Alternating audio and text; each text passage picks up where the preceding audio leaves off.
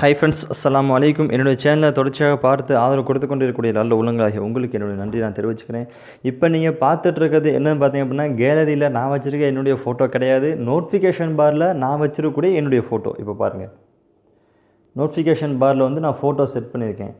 அதே மாதிரி நான் சாம்சங் J2 யூஸ் பண்ணேன். இதை பார்த்தீங்க அப்படின்னா இதோடைய ஆப்ஷன்ஸே வந்து முழுக்க நோட்டிஃபிகேஷன் பாருடைய ஆப்ஷன்ஸே வேறு மாதிரி இருக்கும்.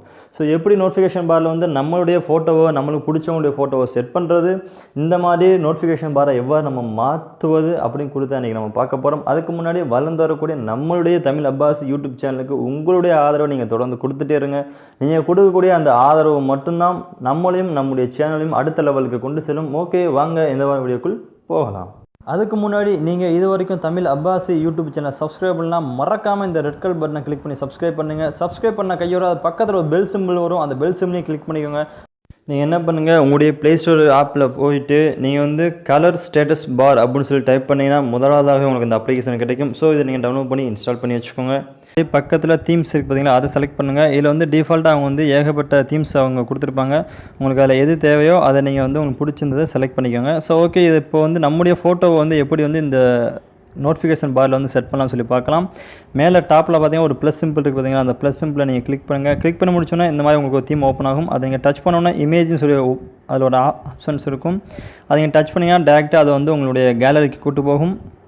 கேலரியில் உங்களுக்கு என்ன ஃபோட்டோவை நீங்கள் வந்து நோட்டிஃபிகேஷன் பாரில் செட் பண்ண போகிறீங்களோ அந்த ஃபோட்டோவை நீங்கள் செலக்ட் பண்ணி டன் கொடுத்துருங்க. டன் கொடுத்ததுக்கப்புறம் நெக்ஸ்ட் வந்து உங்களுக்கு இந்த மாதிரி தான் வரும். மேலே வந்து சேவ் ஆப்ஷன்ஸ் இருக்கும். இதை நீங்கள் கலர் சேஞ்ச் பண்ணாலும் நீங்கள் வந்து மேலே இருக்க கலர் நீங்கள் செலக்ட் பண்ணிங்கன்னா இதோடைய கலரை வந்து நீங்கள் வந்து உங்களுக்கு என்ன கலருமோ நீங்கள் வந்து சேஞ்ச் பண்ணிக்கலாம். இப்போ நான் சேஞ்ச் பண்ணல, ஸோ கேன்சல் கொடுத்துட்றேன். சேவ் பட்டனை கிளிக் பண்ணி இதை நீங்கள் சேவ் பண்ணிக்கோங்க. இப்போ ஆட்டோமேட்டிக்காக சேவ் ஆகிடும். நெக்ஸ்ட்டு வந்து பேக் வந்துடுங்க, எக்ஸிட் கேட்கும், எக்ஸிட் கொடுத்துருங்க. கொடுத்ததுக்கப்புறம் நீங்கள் வச்ச அந்த ஃபோட்டோவுடைய தீம் வந்து லாஸ்ட்டாக இருக்கும். அதை ஒரு நீங்கள் டச் பண்ணுங்கள். டச் பண்ணி முடித்ததுக்கு அப்புறம் அவ்வளோதான், முடிஞ்சிச்சு. இப்போ உங்களுக்கு நோட்டிஃபிகேஷன் பாரை நீங்கள் இறக்கி விட்டீங்க அப்படின்னா கீழே நீங்கள் ஸ்க்ரோல் பண்ணிங்க அப்படின்னா உங்களுக்கு இந்த மாதிரி எந்த ஃபோட்டோ நீங்கள் வச்சிங்களோ அது வந்து ஃபுல் அண்ட் ஃபுல் ஒரு உங்களுடைய ஃபோட்டோ அங்கே காட்டும். மற்றபடி மேலே இருக்கக்கூடிய அந்த ஆப்ஷனை கிளிக் பண்ணிங்கன்னா உங்களுடைய நோட்டிஃபிகேஷன் பாரில் நீங்கள் செட் பண்ணி வச்சுருக்க எல்லா செட்டிங்ஸுமே உங்களுக்கு வந்து ஆட்டோமேட்டிக்காக காமிச்சிடும். ஸோ இப்படி தான் வந்து நோட்டிஃபிகேஷன் பாரில் வந்து நம்மளுக்கு பிடிச்ச ஃபோட்டோவையோ அல்லது நம்மளுடைய ஃபோட்டோவையோ எப்படி நம்ம வந்து செட் பண்ணுறது அப்படின்னு கொடுத்து தான் இந்த வீடியோ உங்களுக்கு ரொம்ப யூஸ்ஃபுல்லாக பயனுள்ள வீடியோவாக இருக்கும் நான் நினைக்கிறேன். அப்படி இருந்துச்சுன்னா மறக்காமல் இந்த வீடியோக்கு ஒரு லைக் கொடுங்க, உங்களுடைய ஃப்ரெண்ட்ஸுக்கும் ஷேர் பண்ணுங்கள்.